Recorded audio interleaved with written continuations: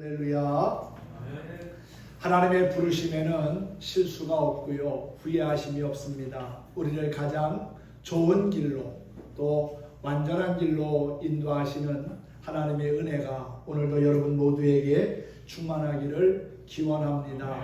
오늘 누가복음 12장 22절에서 34절의 말씀을 중심으로 하나님의 나라를 구하라 하는 제목으로 은혜를 나누고자 합니다. 우리가 살면서 먹고 사는 만큼 중요한 것은 없는 것 같습니다. 이른 아침부터 저녁까지 쉬지 않고 일하는 것도 결국은 먹고 살기 위해서지요. 좋은 환경에서 걱정 근심 없이 사는 것이 우리 모든 사람들이 추구하는 삶이지만은 과연 그렇게 사는 사람들이 얼마나 될까요? 비록 배우지 못하고 가진 것이 없을지라도 주님을 의지하며 믿음으로 살고자 할 때 하나님은 우리에게 구한 것 그 이상의 좋은 것을 허락해 주실 거라고 믿습니다. 주님은 우리에게 근심하며 걱정하며 염려하며 살라고 말씀하지 않습니다. 오히려 근심하지 말라, 걱정하지 말라, 또 염려하지 말라고 말씀하고 있습니다. 염려한다고 해서 문제가 해결될 것도 아니고 상황이 바뀌지도 않기 때문에 그렇습니다. 오늘 말씀에서도 보면은 염려한다고 해서 사람이 그 키가 한 자나 더 할 수 있느냐? 결코 그렇지 않다는 것이지요. 중요한 것은 우리 인생 모든 문제의 답을 갖고 계신 그분을 의지하고 또한 믿음으로 살아야 한다는 겁니다. 하나님의 나라와 그의 의를 구하는 자에게 은혜와 복을 주시는 하나님, 그분은 지금도 살아계신 나의 주님이시고 나의 아버지 되십니다. 그러므로 늘 우리는 하나님을 의식하고 하나님을 의지하고 범사에 감사하며 살아야 될 것입니다. 가난한 상인의 아들로 태어나 세계적으로 유명한 호텔 왕이 된 콘래드 힐튼 회장의 이야기입니다. 힐튼 호텔을 창업한 그는 어린 시절 어머니로부터 늘 이런 말을 들었다고 합니다. 내가 성장하면 나도 내 아버지도 또 형제들도 모두 내 곁을 떠나게 될 것이다. 그렇다고 내가 혼자 되는 것은 아니다. 왜냐하면 늘 너와 동행해 주시는 예수님이 계시기 때문이지. 그러니 그분께 모든 걱정과 근심을 맡기기 바란다. 그러면 그분이 너에게 힘과 용기를 주실 거야. 어린 힐튼은 그 당시 이런 어머니의 얘기가 귀에 들어오지 않았고 도대체 그게 무슨 말인지 이해할 수 없었습니다. 그런데 세월이 흘러서 그가 기업을 경영하는 그러한 사업가가 되었는데, 사업을 하다 보니까 여러 가지 힘들고 어려운 일들이 한두 개가 아니었습니다. 어려운 문제들을 만날 때마다, 수많은 고통과 시련 속에서 낙심할 때마다 어린 시절 어머니께서 해주신 말씀이 떠올랐다는 겁니다. 그는 이렇게 고백합니다. 경제 공황이 닥치고 호텔이 파산하게 되었을 때 내 머릿속에는 지난날 이해하지 못했던 어머니의 말씀이 떠올랐습니다. 언제나 나와 함께 하시는 분을 깨닫게 된 것입니다. 그래서 나는 곧 말씀대로 어려운 문제에 항복하지 아니하고 예수님께 달려가 내 문제를 아뢰었습니다. 그러자 그 즉시 나와 함께 하시고 계신 주님의 그 놀라운 손길이 느껴지기 시작했습니다. 나는 그렇게 해서 어떠한 고난과 어려움도 이겨낼 수 있었습니다. 라고 고백했다는 거지요. 이 세상에는 수많은 근심과 염려가 있는데 이러한 근심에 대한 해결책은 세상에 있지 않습니다. 많은 지식인과 철학자 또 종교가 해결책을 제시하지만 이는 일시적인 것이고 또한 추상적인 것일 뿐입니다. 그 사건은 그대로 있습니다. 해결책은 오직 하나님이 갖고 계십니다. 그 해결책을 예수님께서 우리에게 주셨는데 그것이 곧 하나님의 말씀이며 복음이라는 사실이지요. 하나님의 말씀을 우리가 소중히 여기고 그 말씀을 쫓아 행하며 살아갈 때 우리의 삶의 문제는 더 이상 우리를 힘들게 하지 못할 겁니다. 우리 인생의 답을 가지고 계신 주님께 더 가까이 나아가고 또한 주님이 주시는 그러한 답으로 힘을 얻어서 죄악된 세상을 당당하게 살아가는 저와 여러분이 되었으면 합니다.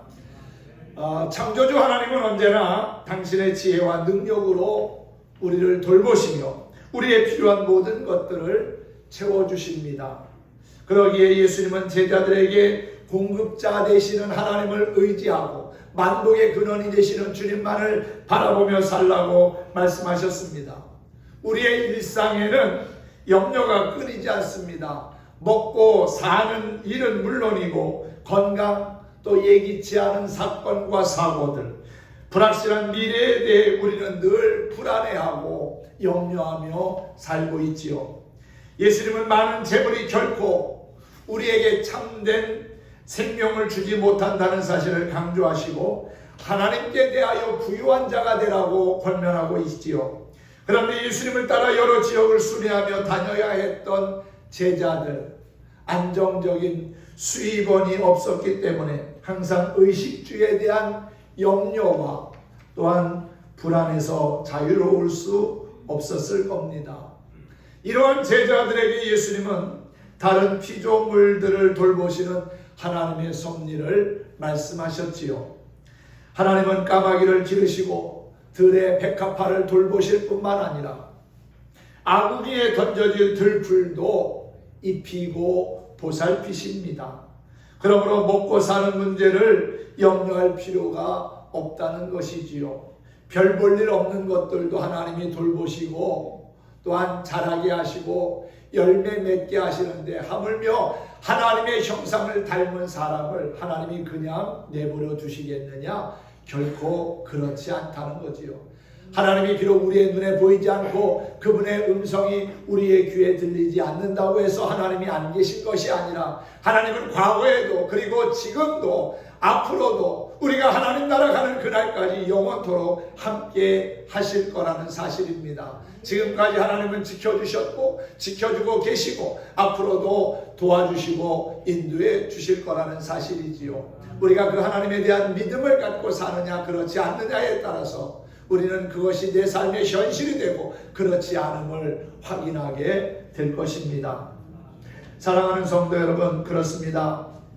우리는 먹고 사는 문제 때문에 늘 근심하고 걱정하고 염려하는데 주님은 그 모든 것을 하나님께 맡기라는 거예요. 하나님이 어떻게 일하시고 어떻게 우리를 보살피시는지 믿음을 가지고 지켜보라는 겁니다. 또한 예수님은 우리의 걱정과 염려가 어떤 문제도 해결하지 못함을 말씀하십니다. 아무런 능력도 없는 자신을 의지하며 걱정하고 근심할 것이 아니라 만유의 주인이 되시는 아버지 하나님을 신뢰하며 사는 것이 지혜로운 길을 가는 거라는 사실이지요. 해외에 있는 선교지를 물심양면으로 후원하는 집사님이 계셨습니다. 집사님은 교회에서 선교사를 파송할 때 선교 지역을 위한 기도 모임을 만들어서 매달 정기적으로 모여 기도하고 후원하며 또한 선교지의 소식을 주변 성도들에게 나누어주는 귀한 역할을 감당했습니다. 그러던 어느 날 선교지 사정으로 인해서 선교사님이 타국으로 추방을 당하게 되었습니다. 시간이 흐르면서 함께 후원하고 기도하던 사람들이 점점 다른 사역과 또한 섬김으로 바빠졌고 추방당한 선교사님과 그 선교지는 어느새 사람들의 기억 속에서 사라졌습니다. 하지만 그 집사님은 선교사님이 가장 힘들어하는 시기에 함께하겠다고 결단하고는 끊임없이 선교사님과 그 선교지를 위하여 기도했습니다.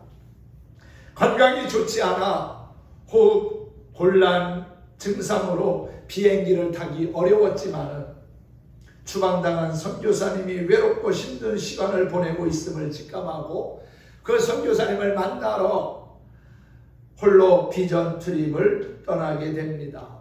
육체적으로 힘들고 재정도 많이 들었지만 그럼에도 하나님의 뜻이 있는 곳에 시간과 건강과 그리고 또한 재정을 드리기로 결단한 그 집사님을 보면서 성도들도 선교지에 대한 관심이 다시 회복되기 시작했습니다.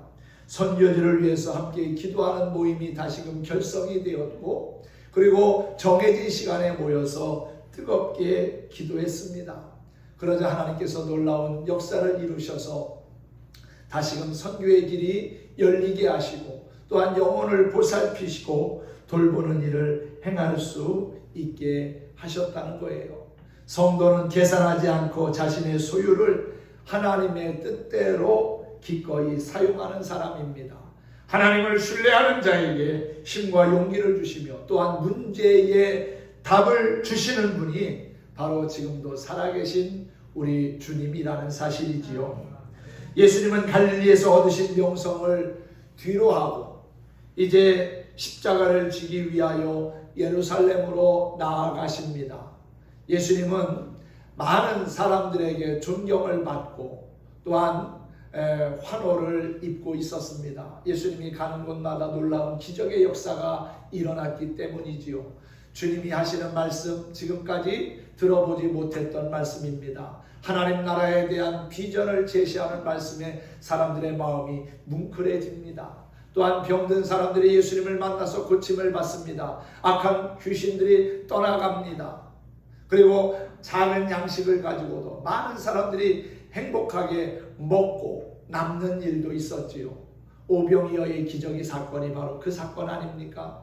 물고기 2마리, 보리떡 5개, 작은 어린아이의 식량일 뿐입니다. 그런데 그것이 주님의 손에 들려지고 주님이 그것을 가지고 축사하고 떼어 제자들에게 나누어 주실 때에 남자만 5,000명이 먹고도 12광주리가 남는 놀라운 기적의 역사가 일어난 거지요.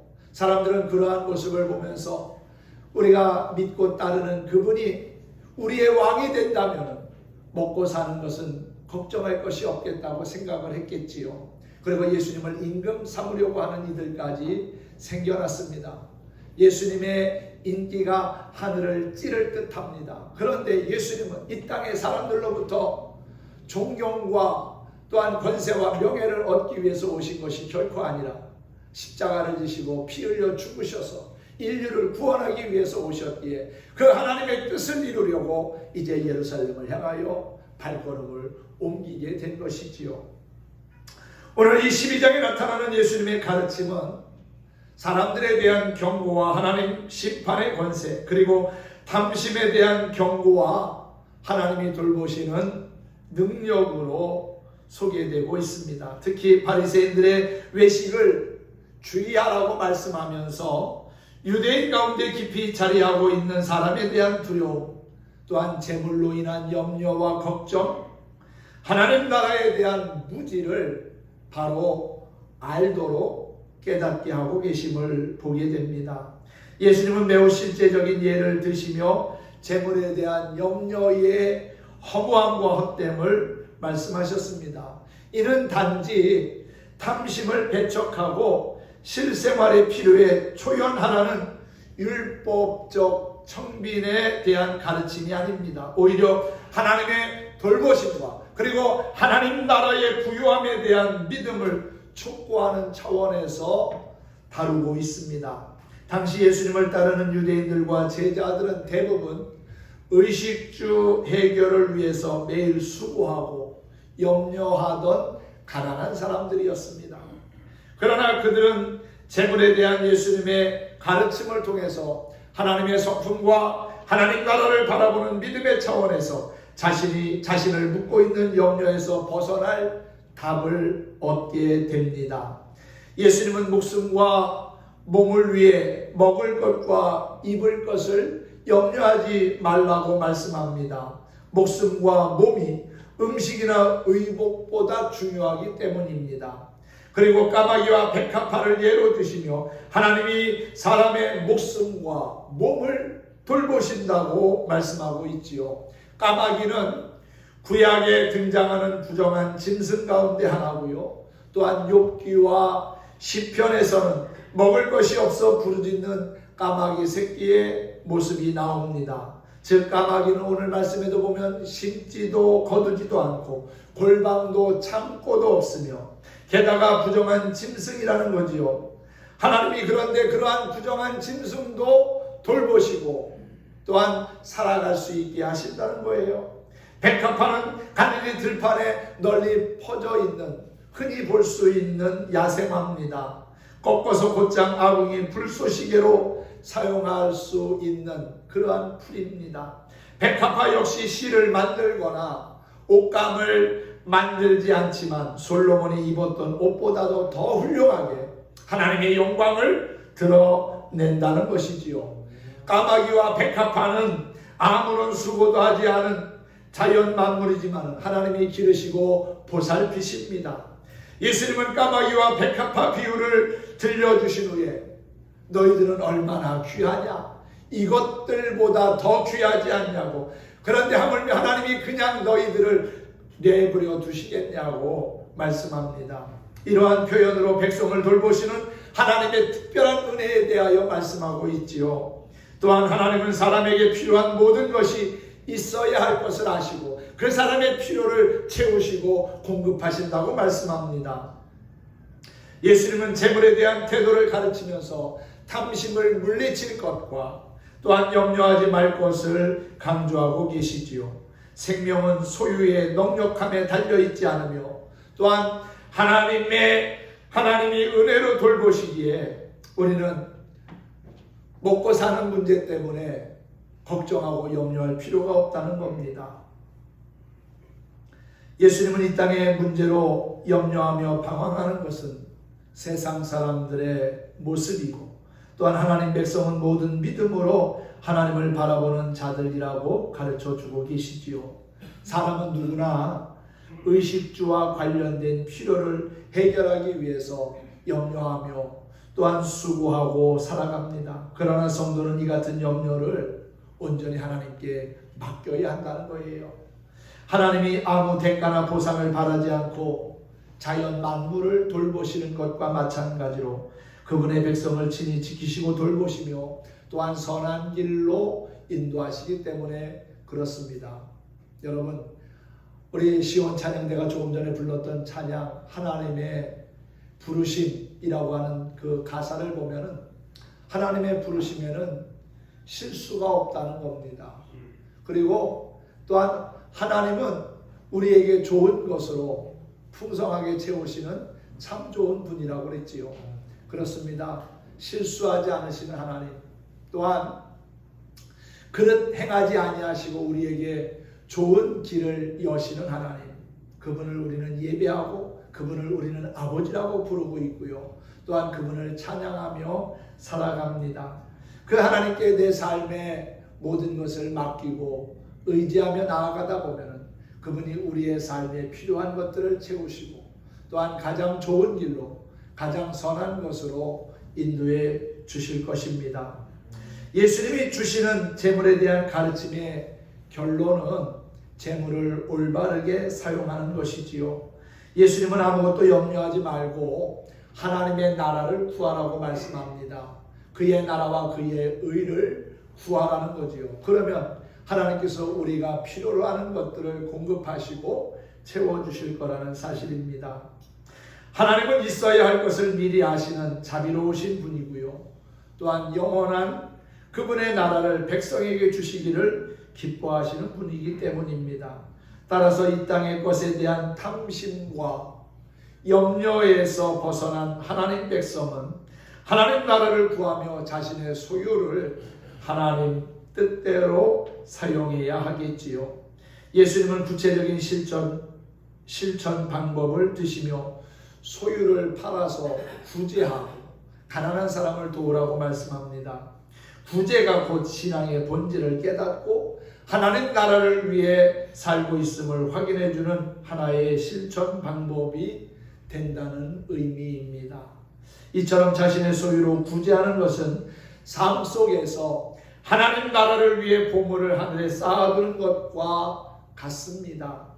하늘에 쌓은 보화는요, 결코 잃어버릴 일도 없고요. 또한 빼앗길 염려도 없습니다. 또한 가진 것으로 남을 돕는 일은 단순히 어려운 사람을 돕는 것을 넘어 소유에 대해 청지기 의식을 가지고 주인의 뜻에 합당하게 올바르게 사용하는 것을 의미합니다. 이는 하나님 나라 백성의 중요한 정체성이지요. 재물이 사용되고 쌓인 곳에 그 사람의 마음도 함께 있기 때문에 그렇습니다. 오늘 예수님은 29절에서 그렇게 말씀하고 있지요. 너희는 무엇을 먹을까 무엇을 마실까 하여 구하지 말며 근심도 말라. 이 모든 것은 세상 백성들이 구하는 것이라. 너희 아버지께서는 이런 것이 너희에게 있어야 할 것을 아시느니라. 우리의 필요를 아신다는 거예요.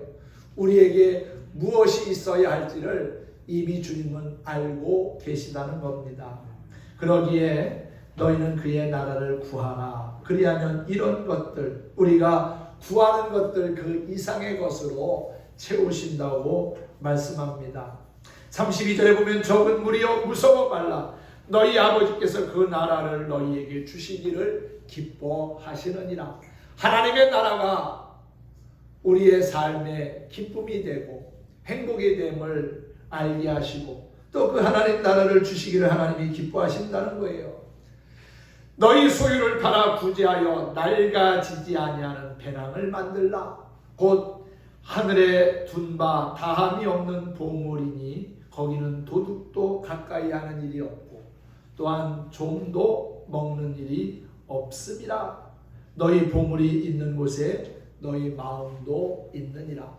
소중한 것을 가지고 있으면 늘 소중한 것에 우리의 마음이 가기 마련입니다.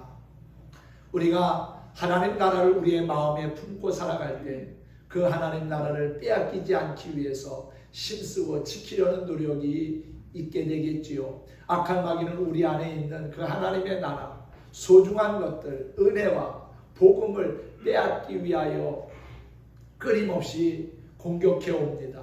그러한 악한 마귀의 공격에서 우리가 승리할 수 있는 길은 하나님의 도우심을 구하며 그것을 지켜나가는 겁니다. 물론 힘들고 어려울 수 있습니다. 하지만 하나님이 함께 하심을 확신하면서 믿음을 가지고 한 걸음 한 걸음 나아가다 보면 성령을 통해서 우리에게 힘과 용기를 주시는 하나님을 경험하게 될 줄로 믿습니다. 우리의 마음이 죄악된 세상에 있느냐 아니면 영원한 하나님 나라에 있느냐에 따라서 우리의 삶의 결과는 분명히 달라질 겁니다.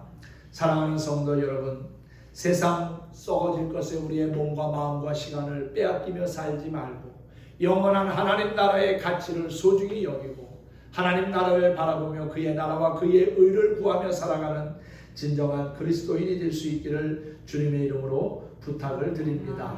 오늘 예수님은 소유를 팔아 가난한 자들을 구제하는 배낭을 만들라고 하시지요. 그 배낭은 하늘에 보관되어 있기에 도둑 맞을 일도 없고 또한 좀을 먹을 일도 없다고 그랬습니다.